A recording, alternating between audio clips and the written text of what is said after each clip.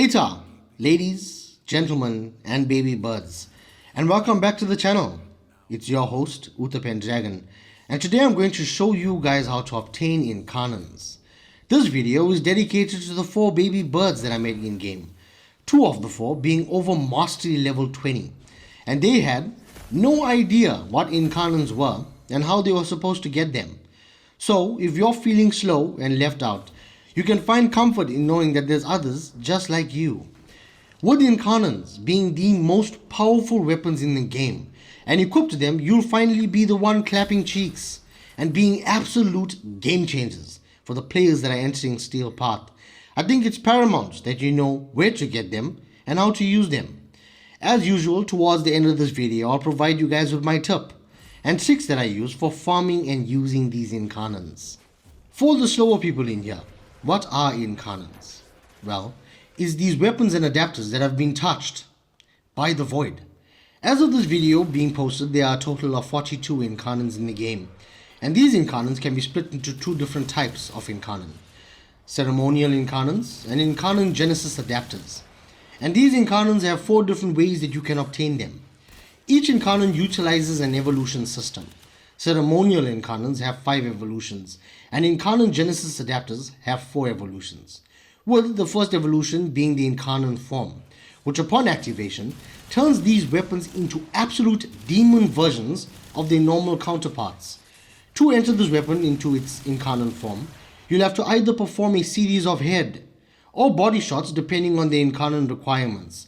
And upon charging up this Incarnon, you can then click your alternate fire to transform this weapon into its said Incarnon form. The other evolutions provide the weapons with additional perks and stats that are added to both your weapons and warframes' base values and stats, for as long as the Incarnon weapons are equipped in your arsenal. The other evolutions will require you to do a certain amount of challenges and tasks in order for you to unlock them, and upon completion you'll gain access to a few choices of which perks and stats you want for that Incarnon. And in combination, these evolutions will make up what you want your Incarnon to do and be. Now, if you've made the wrong choices for the perks you want on your Incarnon, do not panic, because these perks and stats can be changed at any time. And because of this, it gives the Incarnons an experimental nature and adds a certain amount of convenience to modding of your warframes and Incarnon weapons. And now that you baby birds are in the know, it's time for me to show you the first place that you will be going to for the first type of Incarnons, and the first 2 methods that you can use to obtain Incarnons, and that is in the Zeraman 10-0. You'll unlock permanent access to the Zeraman after completing the new war quest and the Angels of Zeraman quest, and you are here for this unhinged person, Cavallero. This guy will also become your best friend, and not only because you're lonely and no one else likes you, but because he is the only way for you to upgrade your weapons with its Incarnon Genesis adapters.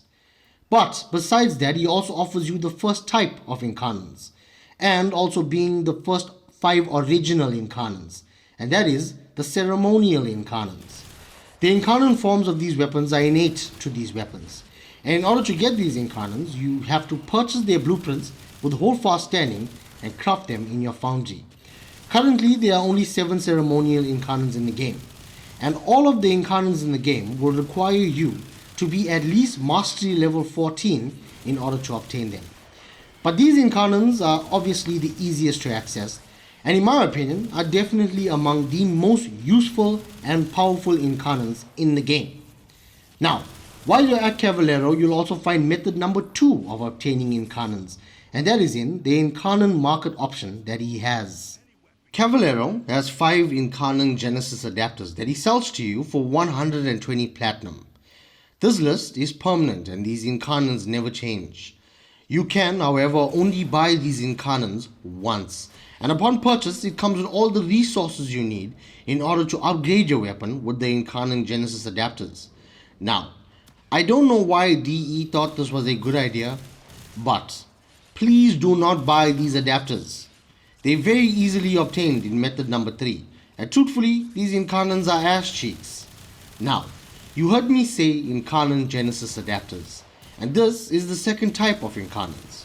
And in order for you to obtain these Incarnons, you need to complete the Devere Paradox quest and unlock Steel Path, because you obtain these Incarnon adapters from method number 3, and that is in the Steel Path circuit. Majority of the Incarnons are made of the Incarnon Genesis, and all of them can be obtained from the Steel Path circuit every week. The Incarnon Genesis adapters on a 7-week rotational loop, and every week you get a different set of Incarnons that you can choose from, with the ability to choose 2 items from this list. Unlike the Ceremonial Incarnons that have to be crafted in your foundry, the Incarnon Genesis adapters just need to be installed by Cavallero. Now, even though this is the most used method to get Incarnons, it is also the most Ligma method. After you've picked your 2 weekly Incarnon adapters or rewards, they become a part of a 10-stage reward cycle. In order for you to collect these rewards, you need to run the Devere Steel Path circuit, which is made up of an elite set of endless stages, made up of Warframe's base mission types. Now, I know you're thinking, simple enough, right? Wrong. What makes this task absolute dog water is the selection of Warframes and weapons they offer you to use. And my god, it's like they got the selection straight out of an unwashed ass crack. These selections they offer you to use, that you have to use, is random. Now, if you want to cycle these options, you can either wait for the Devere's mood to change, or run one mission or bounty in any of the modes the Devere offers. And when you're back to the Orbiter, the list will change. This is a very long and rather Ligma process. And if you're running this in a squad, you're in for a good time, because you'll often come across some nutcases that don't cycle their Warframes and weapons until they get something useful. Instead, they hop straight into the Steel Path circuit with the unformatted and unstyled Warframes, and either become the most unnecessary backpack in the world, or just leave after one stage. But after you've pulled up your socks and pants, and finally clutch up those final few stages, and have finally obtained your rewards, and are running excitedly over to Cavallero to add on your new Incarnon adapters, DE smacks you across your face with their brief in an attempt to let you know it's just gonna get more unnecessarily difficult. Because after all of that, you still have to farm the necessary resources in order to upgrade your weapon with its Incarnon Genesis adapter. But hey, it's a base mechanic of the game and a part of the experience of Warframe. So don't be lazy and learn to embrace it. Method number 4 being the latest addition to the game, and that is in the Sanctum Anatomica. You unlock permanent access to the Sanctum Anatomica and these Incarnons after completing the Whispers in the Wall quest and the Deadlock Protocol quest. Right now, there's only 2 Incarnons here, and they are Ceremonial Incarnons as well, that were a result of Albrecht and Trachi's experiments. In order for you to obtain these Incarnons, you need to run the Armistice mission, which is basically a disruption mission. The Incarnon components can be obtained as a rotation B reward, with each component having a 5% drop chance rate. Alternatively, if you don't want to deal with these ass-cheek drop chances, you can speak to Human Lloyd, and he sells these Incarnon weapons components for vessel capillaries, which you can also obtain from killing the Necromech Demolus in the Armistice mission as well. They drop at 100% in a quantity of 2 to 4, but the amount they drop will however be doubled in Steel Path. And no, the amount they drop is not affected by resource boosters or Smitakavat's charm mod. And now that I've shown you all how and where to get these Incarnon adapters, it's time for my tip and tricks that I use that makes obtaining and using these Incarnons less Ligma and more efficient. Number 1. Each Incarnon Genesis adapter you get will give you a choice between the different variants of the weapons that you can slot on these Incarnons. Primed weapons will be your best option because of the highest stat values.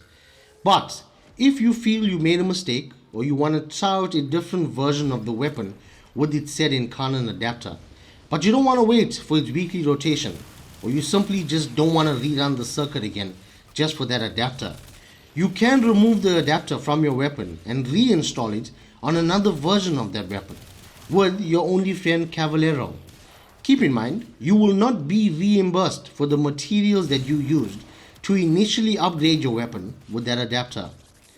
Number 2, when you've completed an evolution challenge and want to select and activate a perk, you do not have to go all the way to Cavallero to do this. Instead, you can do this from the arsenal in your orbiter. If you are going all the way to Cavallero to do this process, my friend, that is rough. Number 3, if you're farming resources for the Incarnon Genesis adapters in the Deveri, the best mode for this is the Deveri experience. The lone story will not allow you to partake in any side quests that you may need to do in order to farm certain resources. After you've done farming, do not just abort the mission. You will lose all the materials that you farmed. Instead, complete one bounty stage in order to get a decree, because you'll keep everything you farmed before you've obtained your last decree. Number 4, if you're running the Armitage mission for capillaries and you've chosen to run it in Steel Path for obvious reasons, it's best that you solo this. And no, I'm not trying to put you in a trap in order for your baby bird cheeks to get clapped. But the Demolist Necromechs cannot be armor stripped, and they have the most dog water damage attenuation in the game. Depending on how many people are shooting the Demolist at the same time, it will adapt its damage intake, leaving you and your squad shooting that bad boy for a very long time. Now, I'm not sure if this is a bug and if DE fixed this, but if they did, let me know in the comment section below. Number 5, and this is probably the most important tip I will give you in any of my videos. But please, do not, I repeat, do not take the word of anyone in regards to which Incarnon is the best and which ones are the worst. Instead, try them all out for yourself and find out for yourself which ones you enjoy and how they may benefit you in different situations, and which ones were just there for the experience. And this is something that you need to learn to do in general with everything that Warframe offers you. As much as you're struggling to think for yourself or lack the sense of being original, the people that give you advice on which Incarnons, Warframes and weapons are the best are oftentimes lacking more brain cells than you are. Warframe provides you with a platform to create your own gaming experience. Warframe is a beautiful game that implores experimenting, exploring, and trials and errors. You cannot garner any of this through the eyes and experience of some other person. Try everything out for yourself and learn what works best for you and what does not. Experimenting with and trying new things will oftentimes surprise you and give you better experience. Besides drugs, that shit will kill you. Now that I've given you my tip, what you do with it is entirely up to you. If you want to jump aboard the same sinking boat with the people that think that To Obtain Incarnons is the best Incarnon in the game, be my guest. In these videos, I give you guys the information that I've garnered after all my trials and errors, so that you don't have to go through all that dookie by yourself. And that, my friends, is going to bring us to the end of this video. If you've used any of the slept on Incarnons that everyone seems to ignore, but you found that it had some really great use and perks, let us know about it in the comment section below. If this video, being informative and helpful, isn't enough for you to hit that like and subscribe button, I'm pretty sure the entertainment that you'll get from the clowns that will hop into my comment section to defend Torrid against the comment that I've made should be pleasure enough for you to hit that like and subscribe button. But because I know you're a cheapskate, I just want to let you know it's entirely free and it helps me out a ton. If you're confused as always, let me know what you need in the comments and I will reach out to you. But if it's a broader subject that needs further explanation, I'll make a video on it. Look at that, you thought you were just a piece of dog doo-doo on the side of the road, but you might just be the inspiration for a video. This video is a lead up to my next video that I'll be posting, and that is the Void Cascade. Incarnons are a must-have for it, along with a few other stuff that I'll discuss in that video. So make sure to turn on your notice for that. And with that being said, I'll see you all there.